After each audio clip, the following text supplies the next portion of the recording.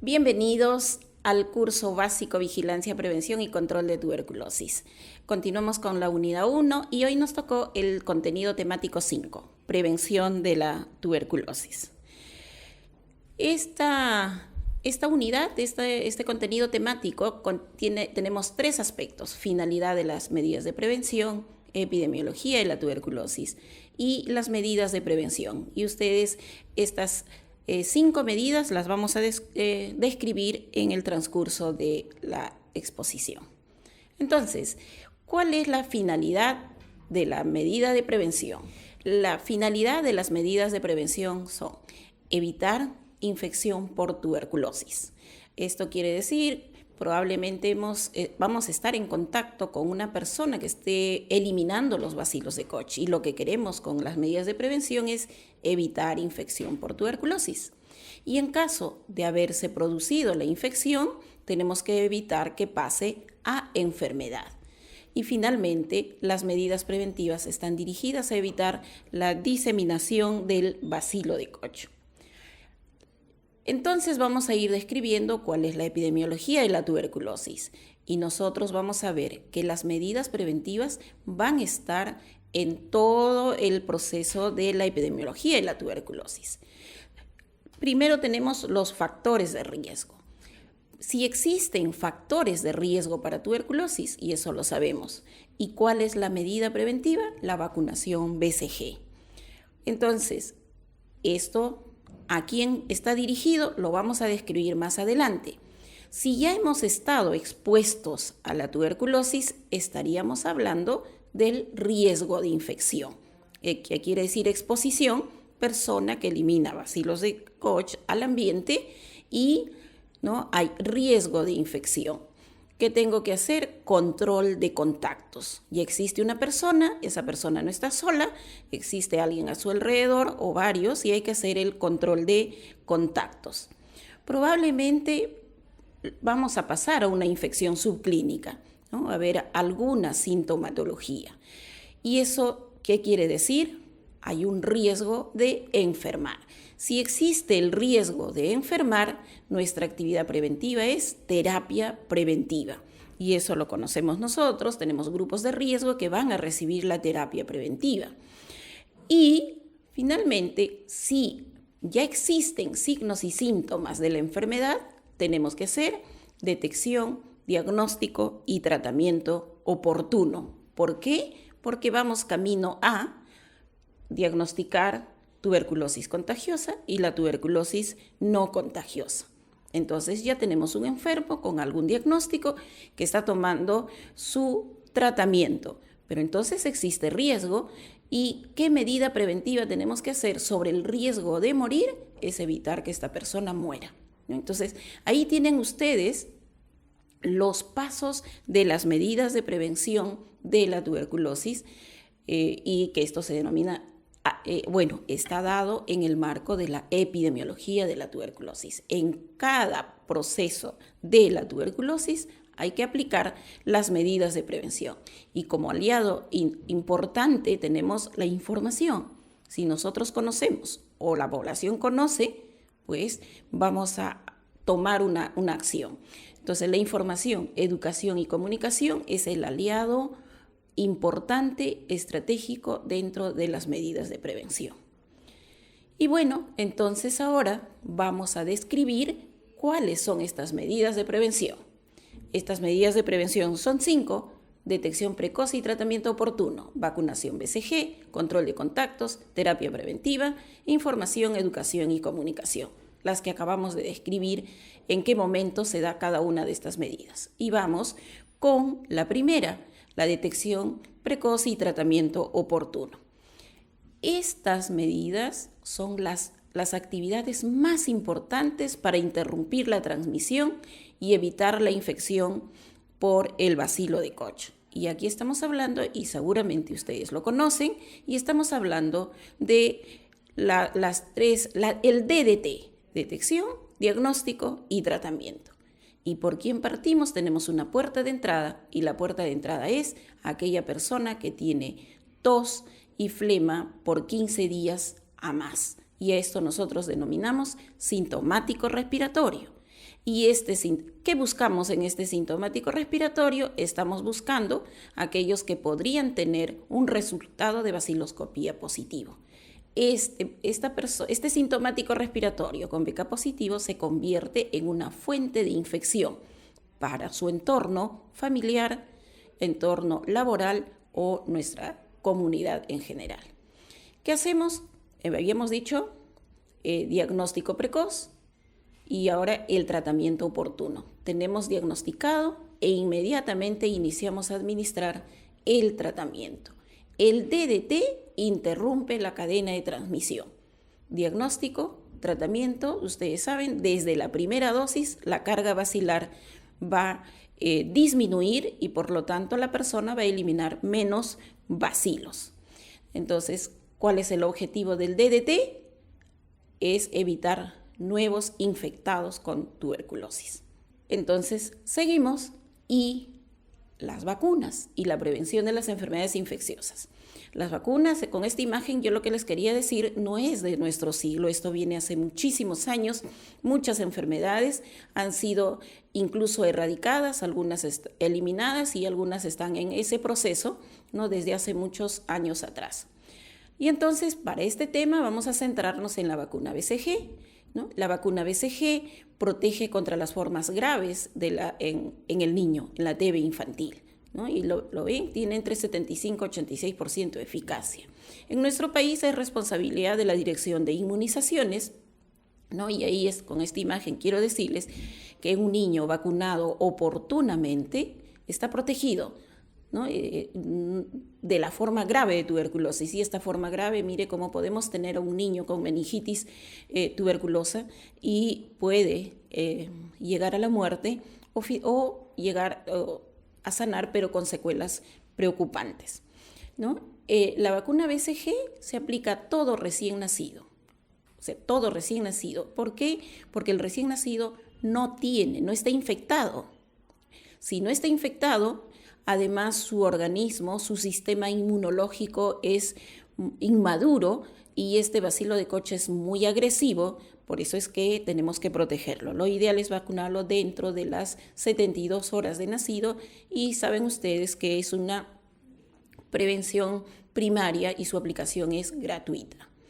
¿Sí? Algunas consideraciones importantes para la aplicación de la vacuna BCG: se aplica en recién nacidos de hijos de madre con tuberculosis, que tendríamos que hacer con una evaluación, y menores de 5 años que no hayan recibido BCG y que son contactos de casos de tuberculosis frotis positivo o negativo, especialmente pulmonar, ¿qué tenemos que hacer? Miren, vacunar con BCG, luego de terminar la terapia preventiva con TPI, que es durante 6 meses. ¿Sí? Entonces, resumen: recién nacidos de hijos de madres con tuberculosis, niños menores de 5 años que no tienen o no han recibido la vacuna BCG y son contactos de casos de TB pulmonar frotis positivo, van a recibir su TPI, su terapia preventiva con isoniazida, por 6 meses. Una vez que terminen este TPI, se aplica la vacuna BCG. ¿Qué otra consideración especial tenemos? Postergar la vacuna BCG en recién nacidos, eso está en el calendario nacional de vacunaciones, menor de 2,5 kilos, no hay que postergar hasta que recupere el peso. Hijos de madres con VIH deben vacunarse solo cuando se ha descartado la infección por VIH en el niño, ¿sí? Evitar, creo que eso es un tema que también se está trabajando bastante, estamos evitando la transmisión vertical, ¿no? Y eso es otra de las consideraciones en las cuales se posterga la vacuna BCG. Llegamos a la tercera medida. La tercera medida es control de contactos. ¿Y quiénes son contactos? Ustedes en la imagen ven a una persona que está al centro, es una persona que está enferma con tuberculosis y su contacto van a ser todas aquellas personas que han estado en contacto con él, sean familia, trabajo. Entonces, y en el programa nos centramos más en la familia y los que tienen contacto más de 6 horas, de repente los compañeros de trabajo, que probablemente cuando él tosía, eliminaba el bacilo de Koch y estas personas han inhalado el bacilo de Koch y se han infectado, ¿sí? Entonces, sabemos que está infectado. ¿Qué tenemos que hacer? Entonces, evitar que desarrolle la enfermedad. ¿Cuáles son las actividades que tenemos que hacer? Mire, clasificamos nuestro grupo al contacto intradomiciliario y el contacto extradomiciliario. Ese es el grupo de riesgo de probablemente desarrollar la enfermedad con tuberculosis. Nos centramos en esos dos grupos, entonces, cuando hacemos un control de contactos, ¿sí? Entonces, el estudio de contactos comprende varios procesos y el primero, ¿cuál es? Es cuando en la primera entrevista, voy a poner un nombre a una persona, ejemplo, Juan Pérez, diagnosticado con tuberculosis. En la primera entrevista de enfermería se tiene que preguntarle con cuántas personas vive y quiénes son esas personas. Y en la tarjeta de tratamiento, en la parte posterior, hay varios datos que se va a ir tomando de cada contacto y eso se llama el censo de contactos. Ya tengo censado, identificado a los contactos de Juan Pérez. ¿Qué hago? Tengo que examinarlos, ¿no? Todos los contactos censados deben pasar una evaluación médica para descartar la infección de la tuberculosis. Hay varios procedimientos, lo dice ahí, evaluación médica, es la consulta médica, ¿no? Probablemente indique, dependiendo de la edad, va a indicar PPD, ¿no? Dependiendo de la anamnesis, identifica algunos factores de riesgo en sus contactos, como por ejemplo infectado por VIH o que tiene una enfermedad como la diabetes o alguna otra patología para poder priorizar también este control de contactos o estos exámenes en estos contactos. Y si dentro de los contactos encontramos persona que tiene tos y expectoración por más de 15 días, definitivamente hay que pedirle su muestra de esputo y buscar bacilos de Koch. Luego pasamos al otro proceso que es el control. Ustedes saben que nuestros pacientes tienen tiempo de duración diferente en el tratamiento.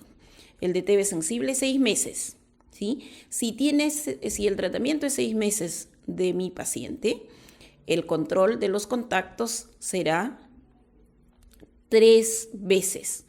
Cuando inicia el tratamiento el paciente, todos sus contactos serán examinados y habrán recibido el primer control. Luego, cuando termina la primera fase del paciente, nuevamente tienen que ser evaluados y habrá un diagnóstico. Si se completa todo, será el segundo control. Y cuando el paciente culmina el tratamiento, tienen todos sus contactos también el control final, una evaluación, todo lo que necesite, radiografía, eso lo va a ir diciendo dependiendo de la situación de cada contacto, pero lo que esperamos es que los contactos reciban 3 controles en un tratamiento de 6 meses.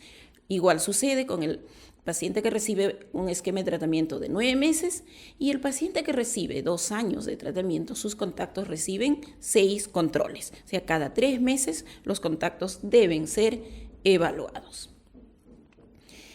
El diagnóstico de la TB latente, ¿no? Es cuando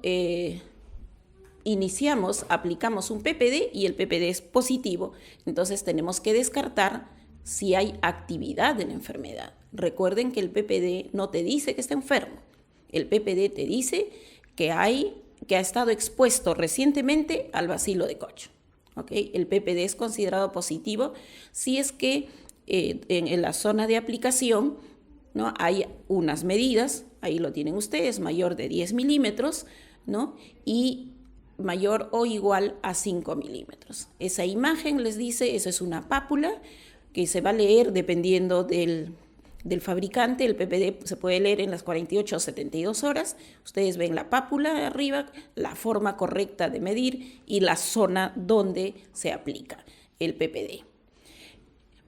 Y llegamos a la cuarta medida, que la medida es la medida de terapia preventiva con isoniazida, ¿no? Entonces, el TPI se indica a personas diagnosticadas de tuberculosis latente que pertenecen a los siguientes grupos de riesgo y previo descarte de TB activa. Tenemos que estar seguros que no tiene la tuberculosis, que solamente está infectado.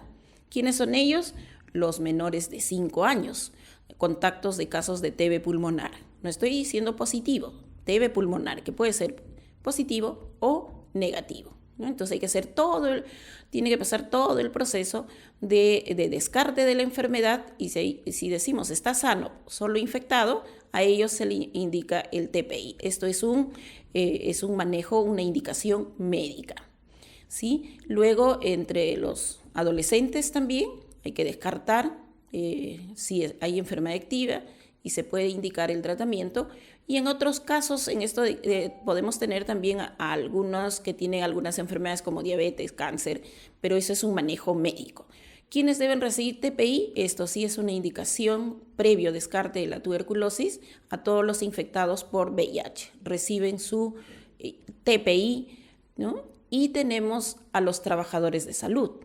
Ustedes lo saben, todos los trabajadores de salud y las personas que atienden personas privadas de su libertad, hay que hacerles el descarte de la enfermedad activa y pueden recibir su TPI.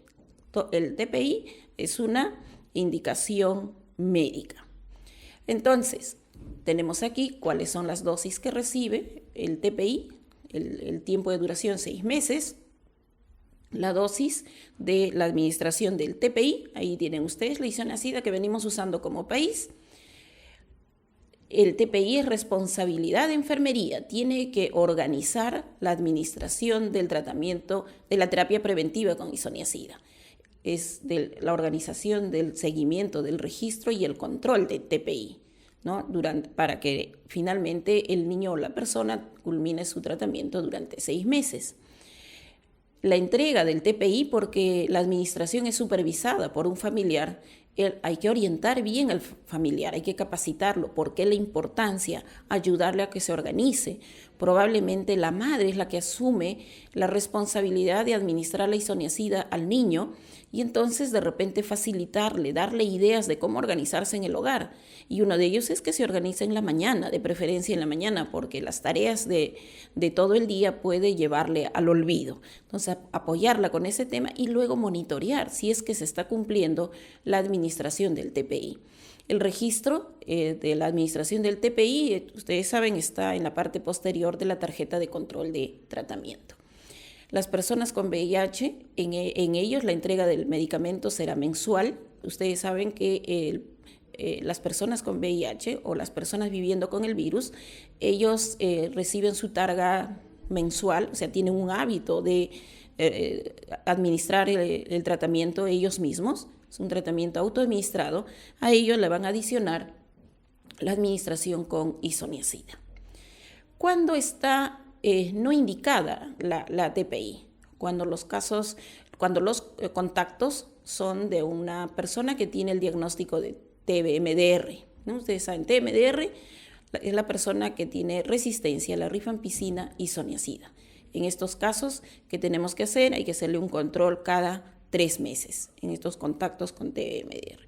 Las personas que han recibido tratamiento con tuberculosis, ¿no? A ellos tampoco hay que darle ya TPI, y a excepción de las personas con infección por VIH. Recuerden que el comportamiento de la persona infectada con el virus es diferente. Y las personas con antecedentes de hepatopatía crónica, ¿no? O un daño hepático secundario isoniazida, o con historia de reacciones adversas a este fármaco. Recuerden que hay que estar valorando y estar pendientes de reacciones adversas en el paciente. Y esto de identificar la comorbilidad de hepatopatía crónica, bueno, es en la evaluación médica, ¿no? Los exámenes basales que le van a hacer a este paciente. Y finalmente estamos llegando ya a la parte final de la medida de preventiva, que es elaborar e implementar planes comunicacionales. Su objetivo es promover el interés y el diálogo social sobre la situación de tuberculosis en nuestra comunidad. Y eso incluye pues acciones de prevención, inclusión y promoción de la salud respiratoria. Lo que queremos decir es que las personas no deben enfermar. Entonces hay un trabajo bastante fuerte y hay que utilizar todos los medios que podemos contar actualmente. Y, por ejemplo, estas estrategias de comunicación, publicidad masiva, comunicación educativa, la prensa e información pública, para evitar de repente los temas mediáticos, ¿no?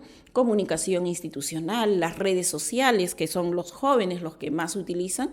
Ustedes han visto en las presentaciones anteriores cuál es el grupo que más afecta a la tuberculosis, y ese grupo utiliza muy fuerte las redes sociales, por ejemplo. Hay que fortalecer las capacidades de nuestro personal de salud para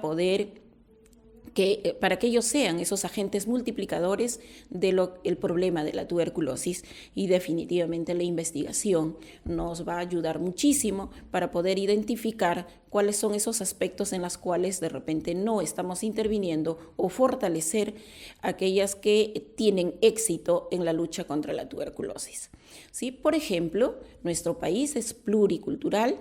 Tenemos mucha población originaria, ellos no están exentos de esta enfermedad. Hay estudios que se hizo sobre tuberculosis en cada uno de estos grupos, que para muestra son dos, que son el mayor número de población. Este es un estudio que se hizo en población asháninca, en población quechua y población aymara, pero no quiere decir que son las únicas comunidades originarias o indígenas de nuestro país. Si bien es cierto, es el mayor número, bien, pero tenemos, por ejemplo, otro grupo, y cada región debe saber, ¿no?, las características de estas poblaciones para intervenir el tema de tuberculosis. Y acá tenemos una muestra de cómo elaboramos algunos materiales para que este grupo indígena pueda entender la tuberculosis, pero esto es previo estudio de la cosmovisión de esta población sobre la enfermedad o sobre la salud en general. Entonces queremos resumir esta parte de información, queremos identificar y comprender los significados atribuidos a la TB, ¿no? Es bastante fuerte este tema. Tenemos que entender para cómo dirigirnos con ellos. Tenemos que identificar las actitudes y prácticas de los grupos, de los escolares, de los adultos, de las mujeres, ¿no?, en relación al riesgo, en relación al diagnóstico, a la enfermedad, al tratamiento, ¿no? Debemos determinar las tasas de incidencia y prevalencia de la tuberculosis. ¿Para qué? Porque si yo me voy a trabajar voy a hacer acción de difusión en una población donde hay poquísima TB, no va a ser de su interés, pero donde la TB es un problema, ahí debemos darle con fuerza y vamos a tener respuesta. Y eso nos ayuda, ¿qué cosa? La georreferenciación de los casos, ¿no? La población debe saber cómo está el problema de la TB en su comunidad, y hay que analizar con ellos mismos también cuáles son esos factores de riesgo por los cuales hay tuberculosis en su comunidad, y identificar la información acerca de salud respiratoria y la prevención de la tuberculosis que esa población tiene, que piensa, que hace, ¿no? Si es perjudicial, hay que intervenir. Si tiene una forma diferente de ver la enfermedad, hay que buscar la mejor forma de cómo abordar la enfermedad. Entonces, no se trata solamente de informar, sino de cambiar actitudes en todos, en el trabajador de salud y en nuestra población. Les invito a revisar algunas lecturas obligatorias. Tenemos la norma técnica, algunas literaturas complementarias para abordar el tema. Creo que todos tenemos acceso ya a Internet para poder buscar información sobre esta enfermedad que afecta a todo el mundo, pero hay países donde está mucho más la presencia de la tuberculosis en nuestra población. Agradezco su atención y hasta la próxima.